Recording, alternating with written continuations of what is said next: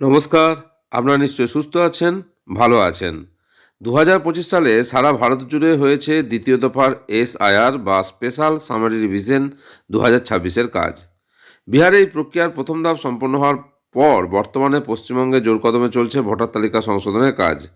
তবে শুরুর দিকে নির্বাচন কমিশনের সঠিক পরিকল্পনার অভাবে সাধারণ ভোটারদের চরম ভোগান্তির মুখে পড়তে হয়েছিল। অবশেষে নিজেদের ভুল শুধরে নিয়ে কমিশন একটি নতুন বিজ্ঞপ্তি জারি করেছে, যা রাজ্যের লক্ষ লক্ষ সাধারণ মানুষকে স্বস্তির নিঃশ্বাস ফেলতে সাহায্য করেছে।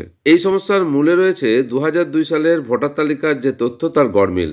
নির্বাচন কমিশন ২০০২ সালের হার্ড কপি বা ছাপানো ভোটার তালিকার পিডিএফ তার থেকে সফট কপিতে ডেটা কনভার্সেশন করার সময় যান্ত্রিক ত্রুটির সম্মুখীন হয়। এর ফলে অনলাইনে তথ্যের ব্যাপক অসামঞ্জস্য দেখা দেয়। বিএলও অ্যাপ বা অনলাইন পোর্টালে বহু পুরানো ভোটারের নাম খুঁজে পাওয়া যাচ্ছিল না।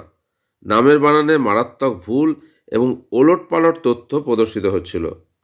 সাধারণ মানুষ বা ক্যাফে থেকে চেষ্টা করেও প্রয়োজনীয় ম্যাপিং করা সম্ভব হচ্ছিল না। বাড়িতে থাকা ২০০২ সালের হার্ড কপিতে নাম থাকা সত্ত্বেও অনলাইনে নাম না থাকায় ভোটারদের মধ্যে আতঙ্ক ছড়িয়ে পড়ে। ভোটারদের এই হয়রানি বন্ধ করতে এবং প্রক্রিয়াটিকে আরও সহজ করতে নির্বাচন কমিশন তড়িঘড়ি একটা গুরুত্বপূর্ণ বিজ্ঞপ্তি প্রকাশ করেছে।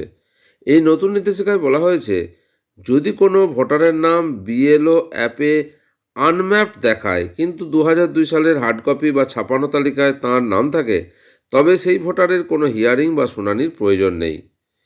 ইতিমধ্যেই যদি যান্ত্রিক ত্রুটির কারণে কোনো বৈধ ভোটারের নামে শুনানির নোটিশ জেনারেট হয়ে থাকে, তবে তা অবিলম্বে বাতিল করতে হবে। কোনোভাবেই সেই নোটিশ ভোটারের কাছে পাঠানো যাবে না। ডিইওদের নির্দেশ দেওয়া হয়েছে তাঁরা যেন ২০০২ সালের ভোটার তালিকার এক্সট্রাক্ট কপি ব্যবহার করে যাচাই প্রক্রিয়া সম্পন্ন করেন। সমস্যার দ্রুত সমাধানের লক্ষ্যে কমিশন বিএলও এবং ডিইওদের জন্য সুনির্দিষ্ট কিছু গাইডলাইন বেঁধে দিয়েছেন। ডিইও ২০০২ সালের ভোটার তালিকার মূল এক্সট্রাক্ট কপি ব্যবহার করে তথ্য যাচাই করবেন এবং নিশ্চিত করবেন যাতে কোনো বৈধ ভোটার বাদ না যান। বিএলও ভোটারদের বাড়ি বাড়ি গিয়ে ফিল্ড ভিজিট করবেন, তাদের সাম্প্রতিক ছবি এবং প্রয়োজনীয় নথিপত্র সংগ্রহ করবেন এবং তা পোর্টালে আপলোড করবেন। নির্বাচন কমিশনের এই সময়োপযোগী সিদ্ধান্তে সেই সমস্ত লক্ষ লক্ষ মানুষ স্বস্তি পেলেন যারা নথিপত্র ঠিক করতে বিভিন্ন সরকারি দপ্তরে ছোটাছুটি করছিলেন। তবে ওয়াকিবহাল মহলের মতে এনুমারেশন বা তালিকা তৈরির প্রাথমিক পর্যায়ে যদি এই বাস্তবতা খতিয়ে দেখা হতো, তবে সাধারণ মানুষকে এত চরম ভোগান্তির শিকার হতে হতো না।